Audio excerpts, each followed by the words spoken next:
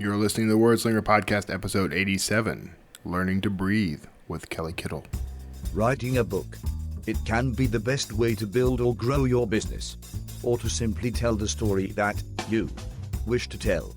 Learn how to write your book in 30 days or less. Pick up 30-day Author today from Amazon, Apple iBooks, or other online retailers. It's the Wordslinger Podcast, where story matters. Build your brand, write your book, redefine who you are. It's all about the story here.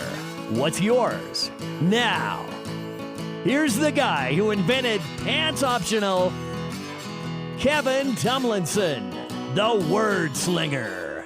Wordslinger. I love that. I had that done a couple of years ago now, and in that time, I've heard people kind of change the way they approach their shows. Some people have gone with all new intros, all new theme music. I've watched other shows sort of evolve from where they started, and I think about it every now and then. I wonder if I should update things, right? But every time I start this show, I literally listen to that intro, and it just gets me into Wordslinger mode. Like I'm suddenly a podcaster once I hear that theme song. So you should let me know if you like it. I'd love to hear feedback on any aspect of the show. But if you're digging it, why not contact me at wordslingerpodcast.com? Let me know. I would love to hear, because I think it's kind of quirky. I get comments from people about it. But anyway, that's not what the episode's about. Today, we're actually talking to somebody, and this is an interesting episode because of the nature of this guest. The things she's done. You may enjoy this quite a bit. This is Kelly Kittel. She's an author, but she was also formerly a fish biologist, which I just find fascinating. A lot to learn in that. But she had quite a few tragedies in her life, including the loss of some children. And I am also fascinated by the way she handled that. There's something about human spirit and the way, the resiliency of it, and the way we can turn tragedy into something positive. And that's exactly what Kelly has done with her life and career. And she works the field that she's been in for a large chunk of her career. It's something I do find fascinating, even though I'm going to put this out there. I don't actually have a fear of the ocean. I just know that everything in the ocean is trying to kill me, and so I don't want to give it the opportunity. So I've gone swimming in the ocean. I've been on multiple coasts. So there is a beauty there. I get it. I've never been the guy who likes to be on the beach, though. It's just not my thing. I like mountains and lakes and streams. I like hikes in the woods. That's my kind of getting in touch with nature, and that's what I think of whenever that phrase comes up. By the way, so that's what. That's a topic of conversation in this as well. Because, Kelly's a champion swimmer. So, go for that. I mean, that's cool. And that's great exercise, by the way. So, speaking of exercise, in the interest of accountability, I announced on Facebook this past week that I am, actually I did this last week. I've gone through a lifestyle change when it comes to the way I approach food and exercise. And, I've been a pretty hefty guy for quite a while now. Before my wife, after I got the pacemaker, and if you don't know that story, the short version is I had a birth defect in my heart that went undiagnosed until I was around 38 years old. So there's that. So up until that point, though, I'd gotten kind of really heavy and out of shape. Even though I used to be in great shape, I used to run, I used to exercise. So my life changed quite a bit, and I was starting to get depressed and that sort of thing. After the pacemaker, life picked up for me again, but it was difficult to shift gears and get back into shape. And I did lose quite a bit of weight. I lost about 40 pounds after the pacemaker, and I started a diet and exercise regimen. But when we bought our house, I let all that slide, and eventually, it didn't take long, but within a year or two, I was right back up to like 270 pounds. So a heavy guy. And, I joke and, people say nice things every now and then, like, you carry it well. You don't really look 270. And, yeah, okay, thanks. I appreciate that. It does make me feel a little better. But on the whole, I know that I'm way oversized. I look at pictures of myself and realize that, not only am I fat, I mean, that's bad enough. And I'm not afraid of the word fat, by the way. I was fat. I have been fat. And I'm owning up to that. But I am also unhappy about it. Like there are moments.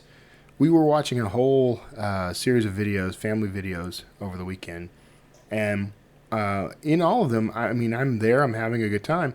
In the shots where I'm actually thinner, I'm much happier though.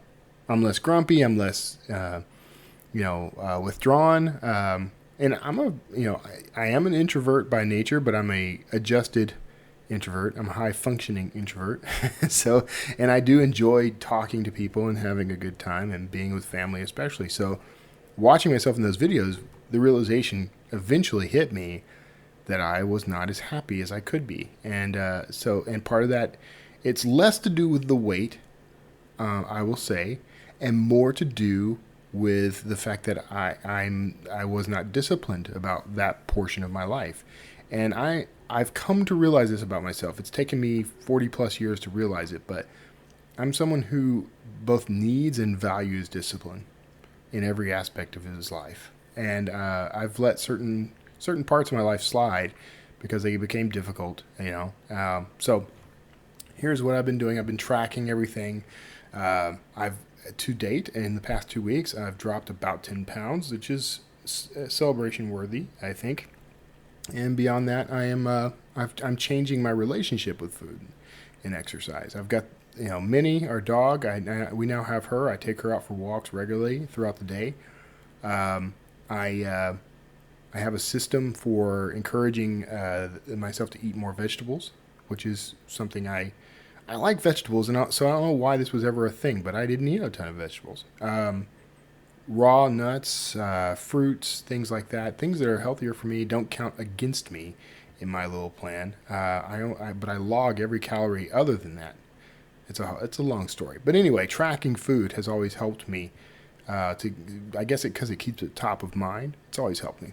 So, again, not the topic of the episode, but I wanted to put it out there from an accountability standpoint, I guess, but also to encourage anybody, if you are also struggling with this sort of thing, your lifestyle, not your weight, your lifestyle.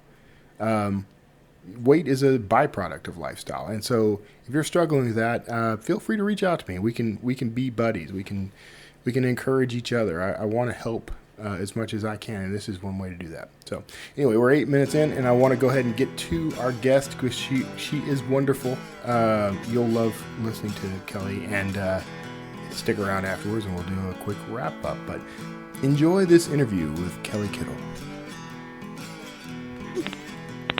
Hey everybody, thanks for tuning in. And today I'm sitting with Kelly Kittel.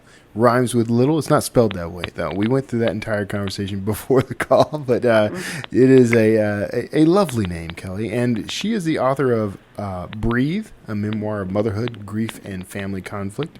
Something I think all of us might be a little familiar with in one respect or another. I think most of us have mothers here. But Kelly is also formerly known as a fish biologist, something I want to talk about. She currently lives in Rhode Island with her husband and three of their 5 living children. But her favorite writing space is in yurts on the coast of Oregon. Okay, my first question, by the way, because I actually looked up yurts because a friend of mine wants to have like a fleet of them and sort of use them as like a bed and breakfast kind of thing. But what exactly is a yurt? So a yurt is a round tent. Basically, it's glamping. It's glorified camping, but it's what the Mongolian yak herders Okay. live in, and I often say nomadic yak herders, but then my children tell me that all yak herders are nomadic. So Okay. I was being redundant. But anyway, they're round tent-like structures. You build them up on a platform. We built ours. My husband built ours with our help.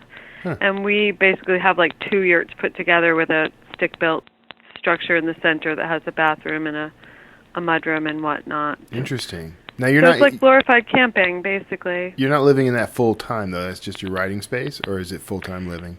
Well, I live in Rhode Island, and our yurts are in Oregon. Okay. So we did live in them I full guess I time did for not 2 put years. that together. Yeah, so they're 3,000 miles away. Otherwise, I'd pop in and write in them every single day if I could. I'm missing them right now. But no, we did live in them for 2 years, and it was fabulous. It's like indoor-outdoor living. You know, you hear elk bugle and cougars scream and owls and everything. It was really nice. Yeah, and that's kind of part of what Karen and I are moving toward in our lives. My wife and I, of course, we're going to be doing it very glorified, over glorified camping, I guess, in the RV. But I mean, we want to get out there and connect with nature every now and then, as long as it doesn't get on us.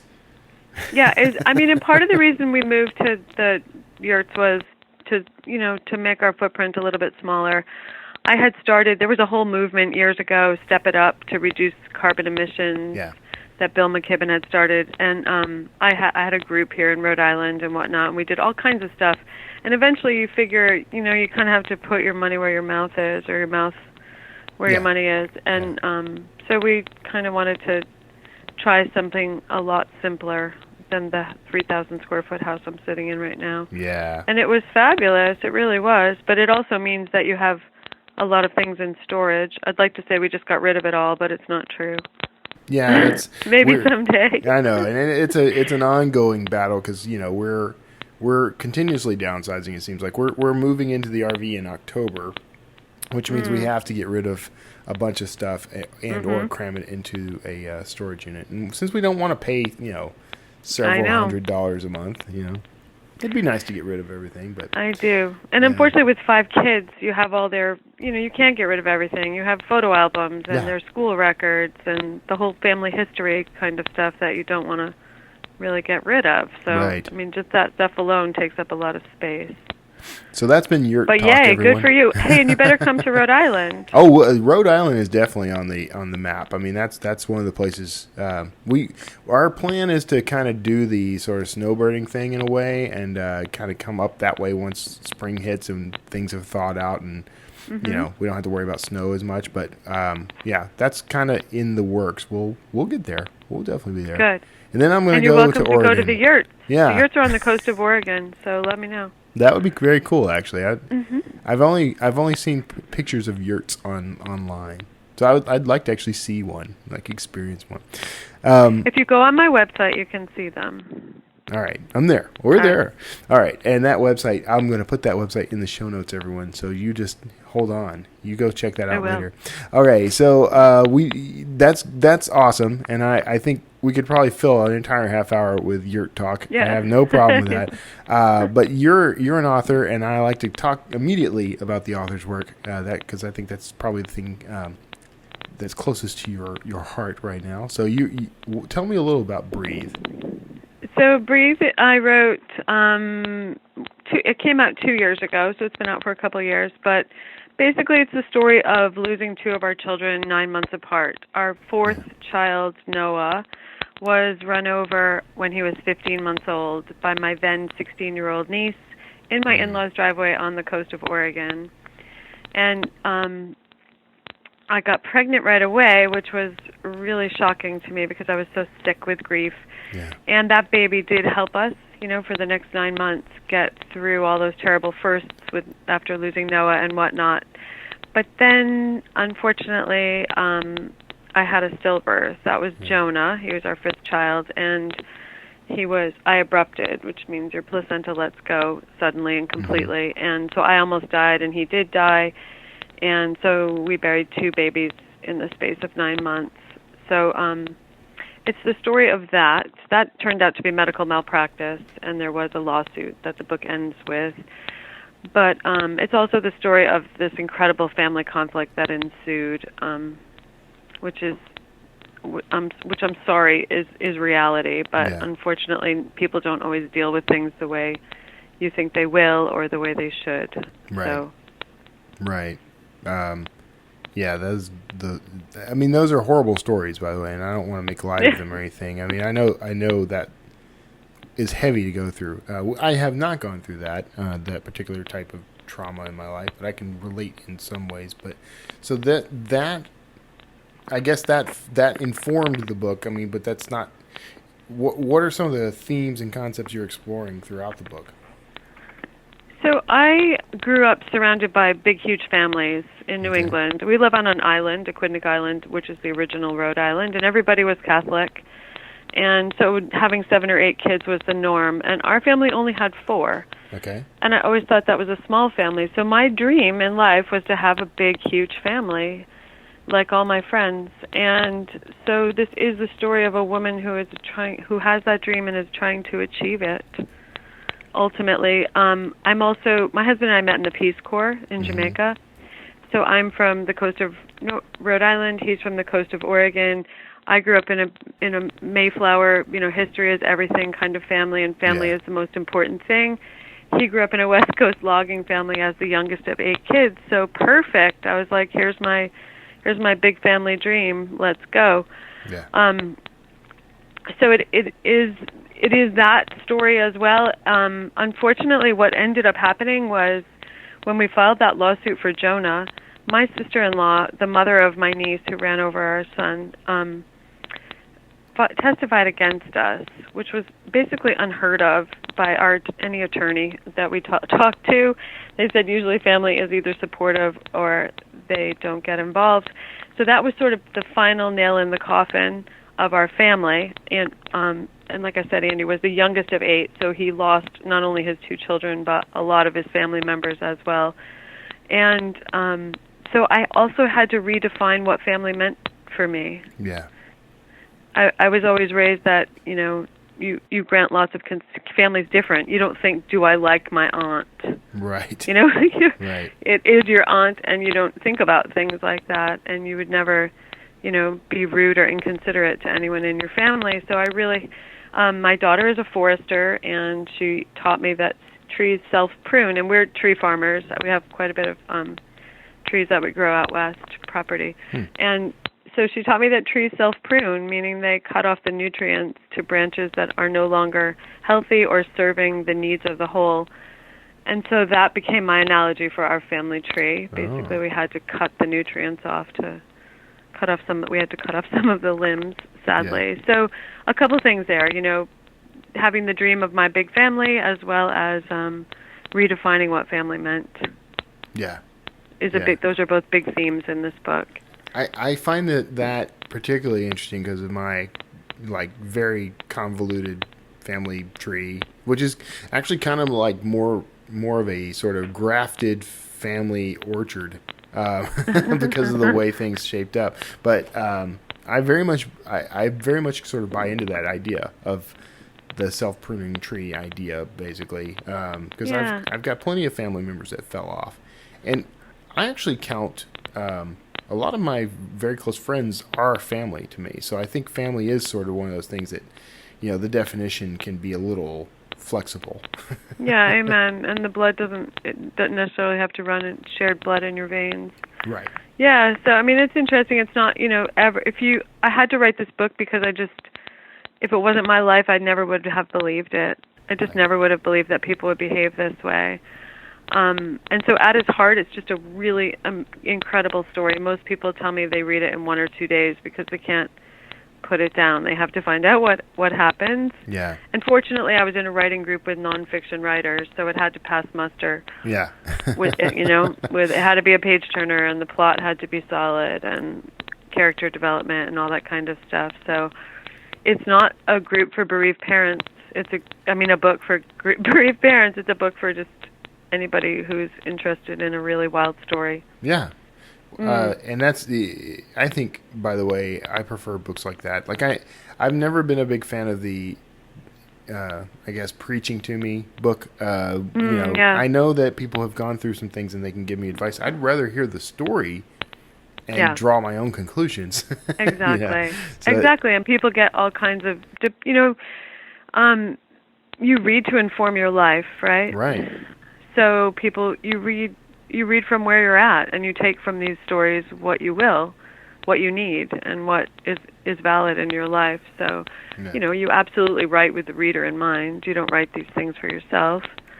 And I couldn't even say like, oh, here's how we got through that, and give you a 10-step guide or something like that. Yeah, I'm actually often very suspicious of books that tell me the step-by-step for getting through something like grief. Yeah, it's different for everyone. Yeah, exactly. And I've had, at different times in my life, I've had grief that was easier to get over than other forms of grief. So I think it is not just different from person to person, but different from event to event.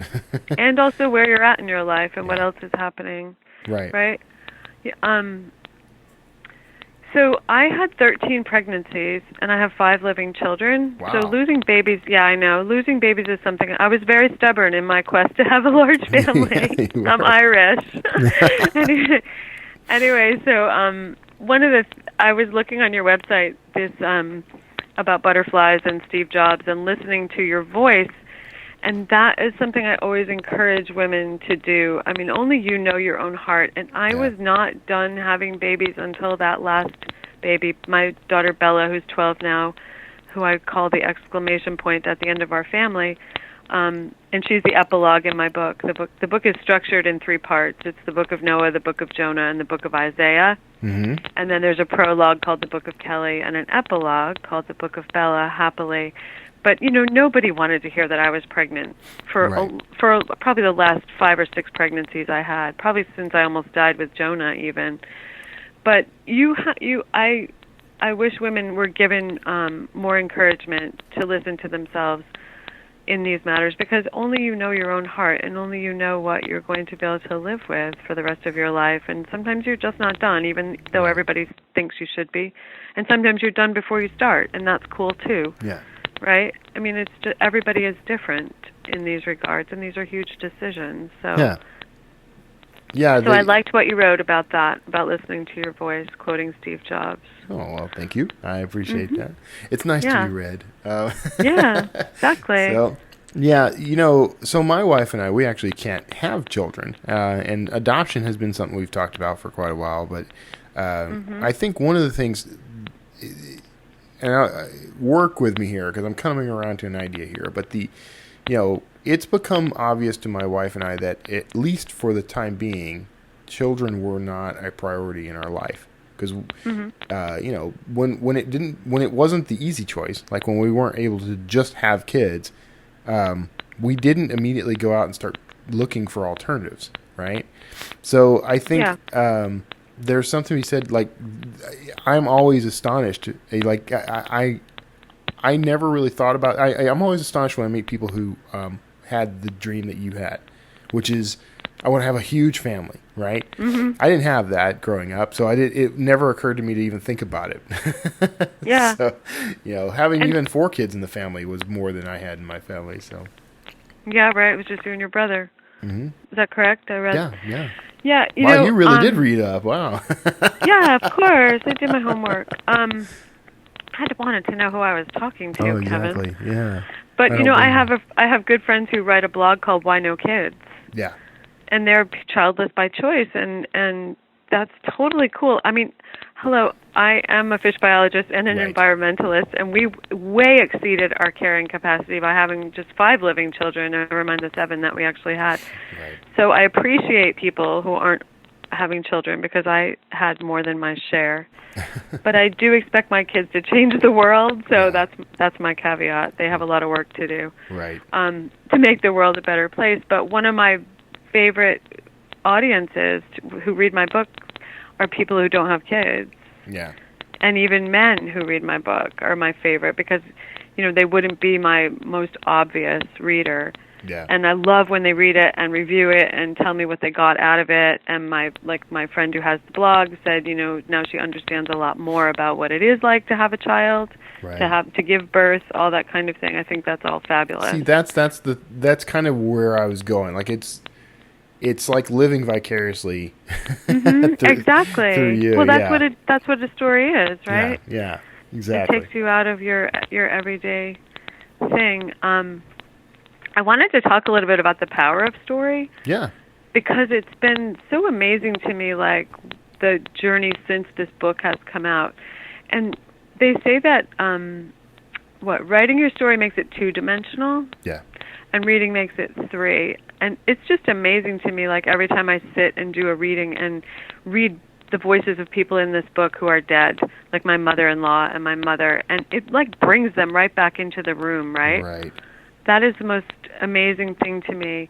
But beyond that, like people always say, oh, writing this book must have been so hard. And I'm like, no, on the contrary, writing this book was like spending time with my kids, with Noah and Jonah. Again, right? And who doesn't want to spend more time with their children, whether they're living or dead? Yeah. And a lot of days I would just look up from my keyboard and expect to see Noah come toddling across the floor to me. But before this book came out, they died 18 and 19 years ago. And all anybody really knew about them was that they died. Like that was the most defining characteristic of their little lives, right? And then they read this book and they meet them for the first time and they hold them in their hearts and they miss them. Yeah. I mean, there's like thousands of people now who know their story and who miss these boys. Yeah. And that's incredible.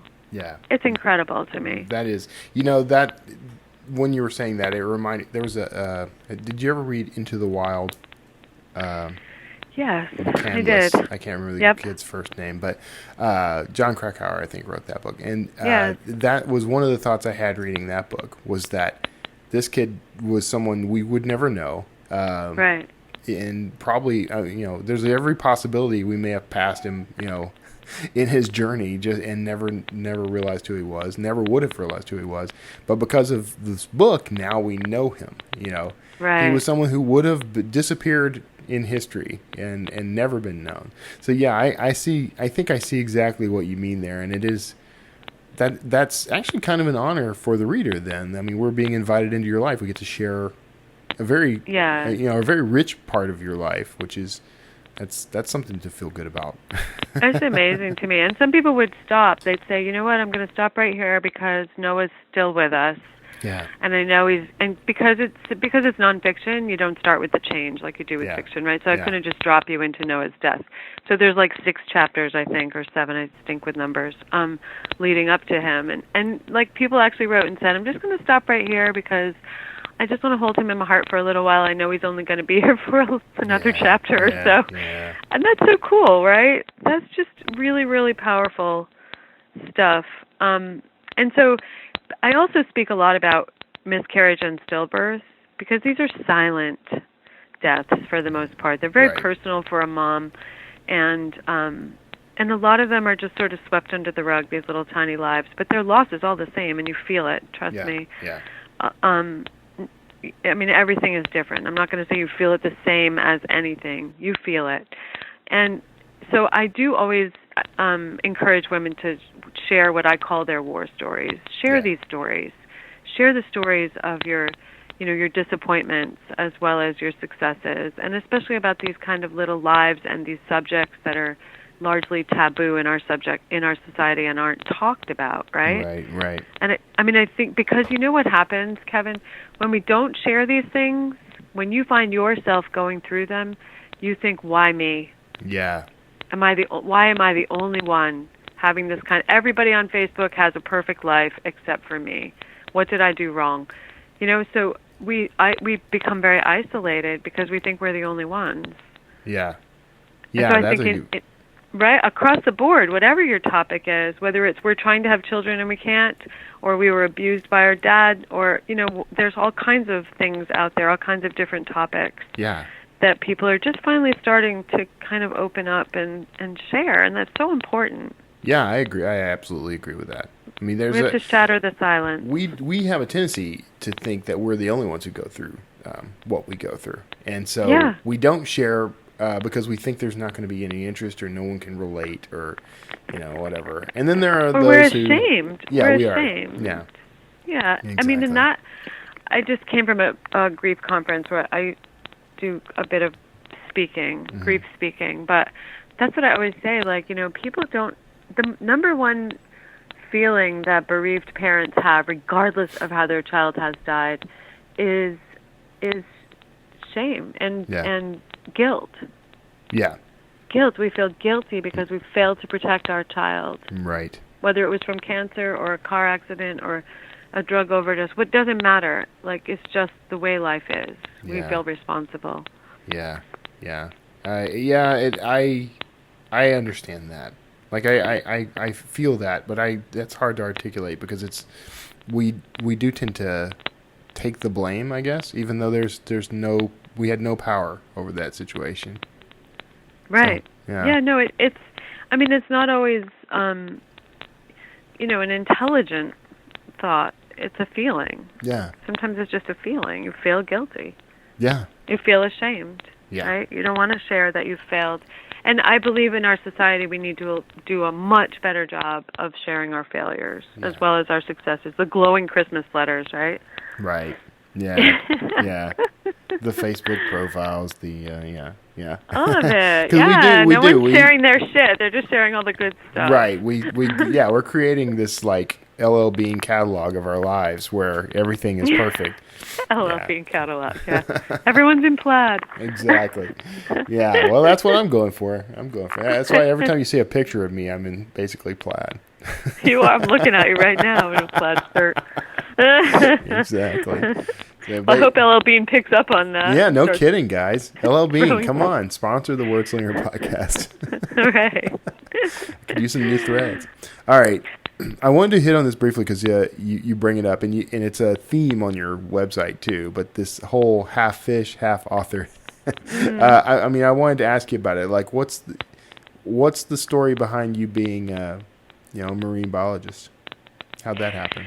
I'm a fish biologist. Yeah. Fish biologist. Well, because I grew up on an island, like I Okay. said, surrounded by ocean here in Rhode Island. And so I've been on or around or in the ocean my whole life in one way or another. I've lived in a lot of other places, but I've never lived far from the ocean. And I'm a distance ocean swimmer. Mm-hmm. So the ocean is where I go to find my peace and my solace, and it's where I take my grief and all the grief stories I hear from other people. I take it to the ocean and swim for them as well as swimming for myself, and that's just what I get the most enjoyment out of. I guess I swim every day in the ocean. Yeah, I'm on record in many places as saying that I actively avoid the ocean because everything in the ocean is trying to kill me, and so I admire your bravery. Well, you have to be brave and do hard things. You know what? Wait, on that topic, I always say, like, if you've buried your child, you've already done the hardest thing there is to do in life. I could see that, yeah. Right? And it whatever it is you have in mind for the rest of your life, go and do it, man, because nothing is ever going to be harder than that. So swimming in the ocean is way easier, trust me, than burying your child. And every day is different. It's just amazing to me. I swim with a group of people, and there's always a certain number of us, whatever. But like today, it was super choppy and rough. There was this huge like wind chop that had developed. And so sometimes you'd put your arm out in front of you and think you were going to pull on air, and you'd go like right through a wave. Yeah. Like, so even literally, like, you think you're going to hit air and you hit water. And every day it's just an adventure. Yeah. And I swim with a mask and snorkel, so I can tell you firsthand that we don't see anything. Yeah. Yeah. I'll maybe a jellyfish every now and again, but really, what people think we see and what we actually see are completely different things. Yeah. There's I not don't like schools. Sadly, maybe there used to be, but there's not like schools of fish. I don't know when I developed this aversion to the ocean. I don't know when, because I used to be fine with it. Like, let's go, let's hit the beach, let's go swimming, let's go surfing, and then somewhere along the way, I'm like, yep, sharks, yeah, I'm out. Jellyfish. I just met this amazing woman who has swam the coast of Costa Rica 7 times. Wow. And she was swimming there. We lived in Costa Rica, and I was writing Breathe in 2008 when we lived there, and this woman was swimming on by. And she said she pets sharks. Really? Okay. Yeah. I mean, usually if they bite you, it's an act. They didn't mean to, right? They thought you were a seal or something. I've never, ever seen one, and I've logged, I don't even know how many hours in the ocean. Yeah. Right? Yeah. And so another part of that, though, is breathing. Like, it's so, the key to swimming is breathing. Yeah. If you have a relaxed breath, and you can just swim forever. And one of the reasons my book is named Breathe is because, one of the defining things that all 3 of my boys experienced was they couldn't breathe, right? Yeah. And then I forgot how to breathe. I stopped breathing. One of the hardest things to do when you're bereaved is to breathe, because you're storing all that pain in your cells and deep within your belly and your solar plexus or whatever it's called. Yeah. And so you stop breathing into it because it just hurts too much. Yeah. And so slowly, like, I credit yoga with saving my life, but I had to learn to breathe into that pain in order to release it. Yeah. Yeah. So for me, swimming is like that and yoga is like that, but it's all about breathing, right? Which is so important, and a lot of us forget how to breathe. The older we get, the more we forget how to breathe deeply. Yeah. I can attest to that. I am one of those people that lets the whole ocean of life kind of overwhelm him too. So, I don't take What do you do to get rid of it? I write. That's my form of breathing. That's my form of but you swimming. know as well as I do, Kevin, writing is a killer. Yeah. Sitting in your chair, oh my gosh, I sit sometimes until I hurt.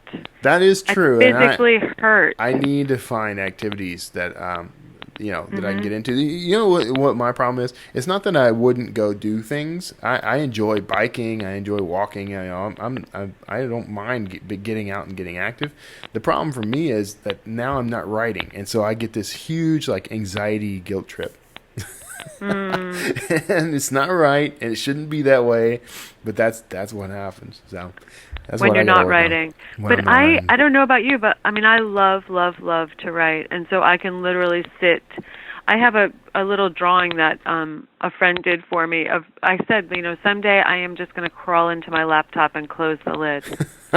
Right. And you'll never see me again, because that's how I feel, right? I get completely lost in this world of my computer screen, and I sit until I am literally about to wet my pants. Yeah.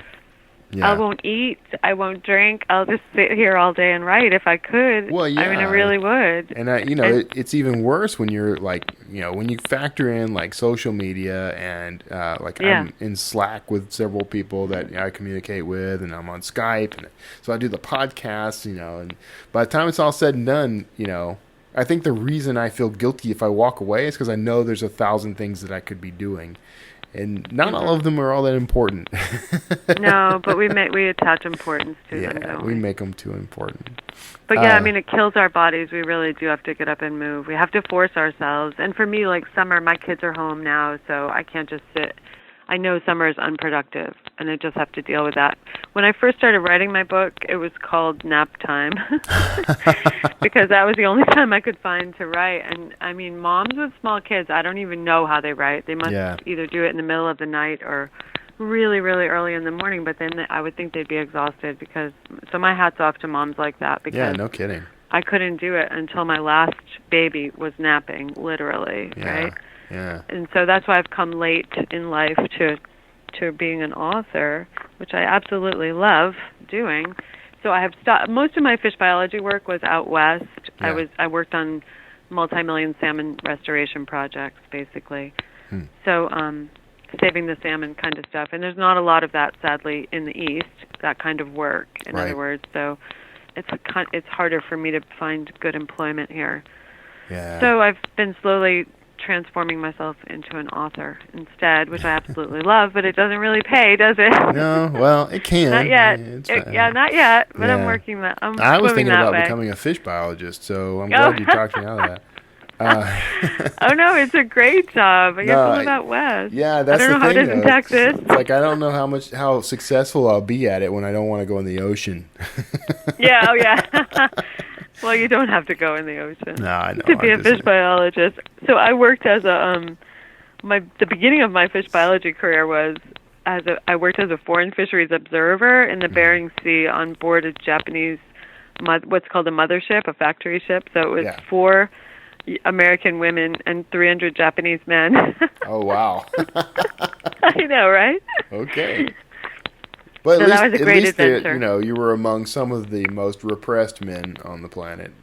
No, they're not. You'd be so surprised. Really? Oh my gosh, that's what I thought. They're not living up to their stereotypes? That is shocking. No, they're totally lecherous and they drink a lot and have a good time. I mean, these are fishermen. I don't know. Well, maybe that's they're true. Not That's all true. like that, but no, I think that fishermen are their own nationality, though. Like, it doesn't matter what region you're from. Like, fishermen all act the same. Every fisherman I've ever known acts essentially the same.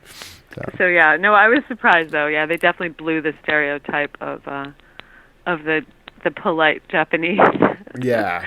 that I had in mind anyway. That's but they were wonderful. I mean, we were in the front of the ship with all the officers. We weren't in the back with all the harder workers, I guess, or whatever. But so I don't know how it would have probably been very different. We dined in the officers' quarters, and they treated us very, very well. Oh, nice, very nice. Mm-hmm. But it was hard work. So unfortunately, we've passed our minute mark, and which is unfortunate because I'm enjoying our conversation. And I know. Now I want to talk about fish more. Where can people find you online? We talked about this briefly. But. Yeah, I have a website, www.kellykittel.com. Okay. Kittel, right?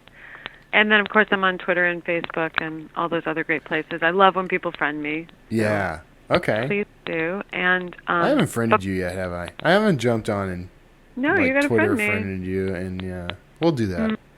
You'll see me in a few minutes. That sounds good. But before we go, I love the name of your thing, Word Slinger. The name of your podcast here. And so I wanted to ask you if you have a favorite word. It changes frequently, so I don't think I have like an overriding favorite word. The first word that popped in my mind when you said that was troglodyte. Troglodyte? Yeah. I love that.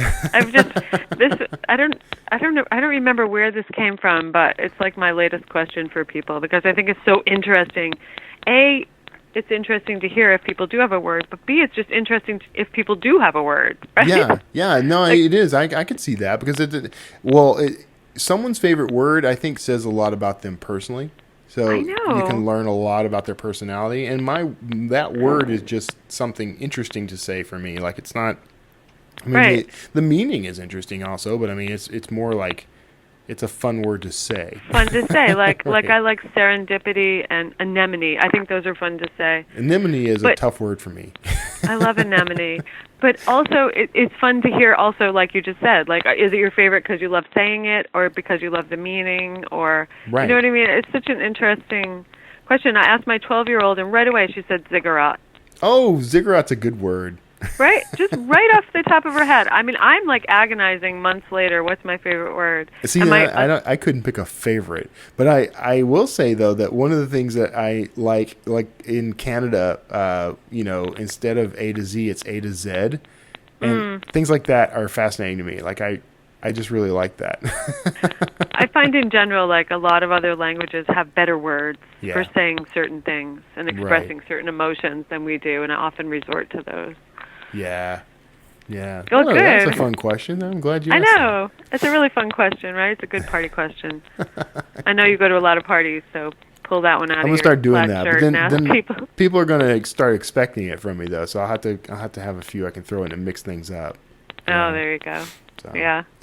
Well, thank you so much for having me. I'm glad we finally connected. Yeah. Yes, and for everyone listening out there in listener land, stick around. You'll hear some cool stuff. But you can definitely find links to Kelly's websites or author page, all kinds of stuff in the show notes. Kelly, I do appreciate you being on. Let's keep in touch so we can. I want to keep track of what you're doing. Yeah, my next book is a travel memoir about living in Costa Rica. Oh, awesome! Yeah. So we'll have to chat about that. That'll be something really by fun. any chance, did you ever like encounter like the why did my brain just blank out? This would have been my favorite word. Tsunamis or anything like that? We actually were living on the beach there when that Really? tsunami, the Japanese horrible earthquake, the Fukushima, whatever it was called, earthquake hit. And so we were on tsunami alert for that, but that was, that's the only time. Man, I watched an entire series of videos about that, and it was just mind-boggling. But we can go. I don't want to get into that. Next time. Yeah, next time. So, All right. Thanks, everybody. Stick around for the wrap-up. Thank you again, Kelly, for being on the show, and everyone else, we'll see you after. Great. So that was my interview with Kelly. I hope you enjoyed that. Hope you got a lot out of it. One of the things that I love about this show is being able to take some inspiration away with me, with every single guest. And, sometimes, I don't know, sometimes I go back and re-listen to episodes, and I'm sometimes surprised by the insights that come out of them that I may or may not have noticed the first time around. So it's actually quite nice. In the interest of wrapping up, some housekeeping I would appreciate greatly if you would go onto iTunes and find the show and rate and rank it there. You can give it 5 stars if you like. I appreciate that. The best way to do that, by the way, is to go into iTunes and just search the word Wordslinger. You might throw in my last name too, Tumlinson. That might help. But if you search Wordslinger or Wordslinger Podcast, we'll probably take you directly to the podcast on iTunes. And then there's a little button there, a little tab. If you scroll down just a bit, you'll see a little tab where you can click on reviews and you can write and post a review. Those help me to branch out, to increase my discoverability so people can find the show and get a lot out of it. If you're a regular listener, you know this, but I mean, new listeners may not realize that one of the things I focus on, this is not an author podcast, although I talk to a great many authors. What it is a story podcast. This is all about finding the story in our everyday lives, in our everyday careers. I love to talk to people who are just sort of outside the scope of what you normally hear on shows like this, so that we can learn from it. If you're an author tuning in, here's how the show benefits you. This is how I feel the show benefits you. But you get to hear the perspective of someone you may not have checked out or investigated before, right? Now, if you're a fiction author, that's pretty valuable, because having this library of characters and information and stories to draw upon can be very useful. I've already used some things I've learned from this show in my books, especially the Dan Kotler books. So that's what I want this to be for people. I want this to be that kind of resource. I want it to be an inspiration in your life for change and that sort of thing, for improvement. I also want it to be a source of information and material that you can use in myriad ways. And here's what I'd like. I want you to review the show. I definitely do.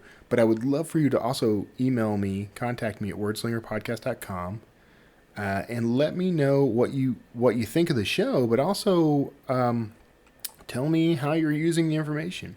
I would love to hear that, because once I know that, then I can also sort of tailor episodes specifically for that use. So let me know how you're using the show, and I appreciate that. Now, we're going to go ahead and wrap up, and I appreciate you being here, sticking it out to the end. I would really like those reviews on iTunes, on Stitcher. We're on Google Play now. I appreciate that, and I love hearing from people. I've heard from so many people recently. Now, since I joined the Drafted Digital team as their director of marketing, I get approached a lot by people who are aware of that, and that's great. So I unofficially will say at this point, I've kind of made Drafted Digital a sort of unofficial sponsor of the Wordslinger podcast, just because I mention it so often. If you are an author, first of all, everyone should be an author. I'm just going to put that out there. If you're an entrepreneur at all, you should have a book. And if you are having trouble getting started with a book, if you need direction, feel free to reach out to me at wordslingerpodcast.com. I will gladly and gleefully help you because you definitely need a book. In fact, I've got a guest coming up. I'm interviewing her on the 30th, so it'll be a couple of weeks out from that before you hear the episode. But I'm bringing Honore Quarter back, who is authoring a book called You Need to Write a Book. I believe that's what it's called. Now, if I got that wrong, Honore, I apologize. We'll fix it. But the gist there is everybody needs a book.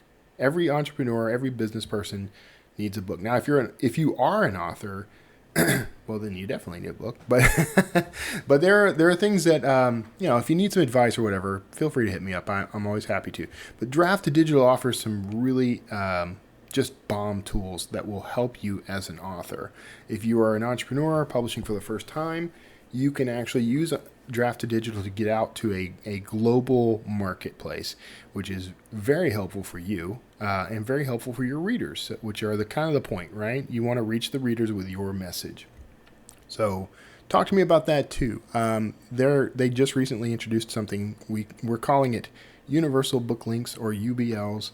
And what that does is allow you to create one link that lets your readers find your books on every store where it is available online. Find your book where it is available online, every store. Or find your books where they are available online, every store. So that's a pretty useful tool for discovery to get your work out there. So I hope you'll check that out. You can find that at books2read.com, books2read.com. And definitely check out draft2digital.com so that you can learn a little more about how that service works. If you've got questions about either one, let me know. Just let me know. Pop onto, you can pop onto the blog there and make comments. You can email the customer support there directly. But here's a little secret just for Wordslinger podcast listeners. You can contact me directly and ask me any question you like about Draft to Digital, and I will answer in one way or another. So feel free to do that. There you go. That's the unofficial Draft to Digital sponsorship of the Wordslinger podcast. I'm the marketing director there, so I get to make that call. So anyway, thanks so much for tuning in and checking this out. I am happy to answer any questions you have at wordslingerpodcast.com. I love each and every one of you. I am not just saying that. I truly do. It is a mandate from God that I do that. I will do it. And I appreciate you tuning in. God bless each and every one of you. I'll talk to you again next week.